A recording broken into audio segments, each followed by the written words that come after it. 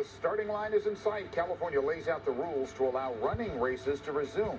But that post-race party is going to look and sound very different than before. I'm Laura Anthony in Berkeley, where it's a tale of two zip codes. One almost completely vaccinated, another less than 40%.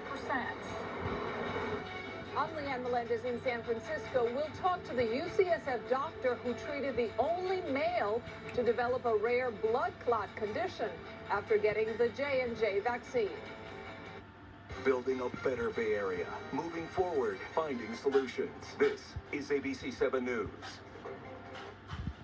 The newest sign that the pandemic is waning, the state gives races like marathons and triathlons the green light to resume. But like everything else, we have new rules to follow.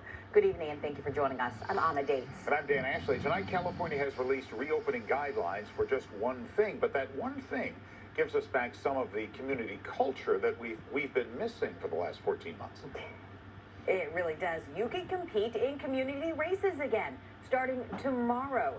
State health officials say organized runs, walks, marathons, triathlons, and other endurance events can resume. The events must follow health guidelines, though. Those include requiring masks, limiting participants to state residents, and checking for vaccination status. Competitors may find races doing staggered starts, too.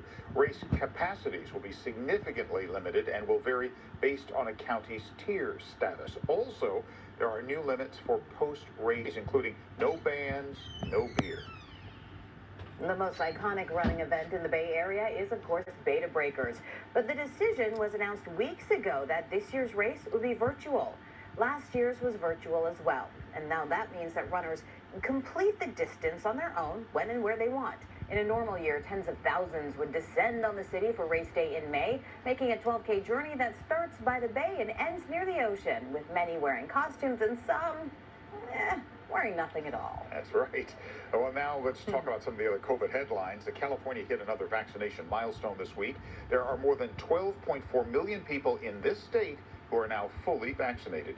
This is 40% of those whom the state says should get vaccinated.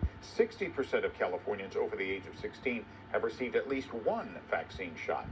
California is averaging about 337,000 doses administered each day. And when comparing vaccination rates, sometimes the difference comes down to something as small as your zip code. In Berkeley, for example, overall, more than 70% of residents there have received at least one dose. But when you take a closer look, you'll find discrepancies between neighborhoods in that same town. ABC 7 News reporter Laura Anthony looks at one neighborhood, the 94707 zip code, that is 98% vaccinated, and another, the 94704, that is only 38%.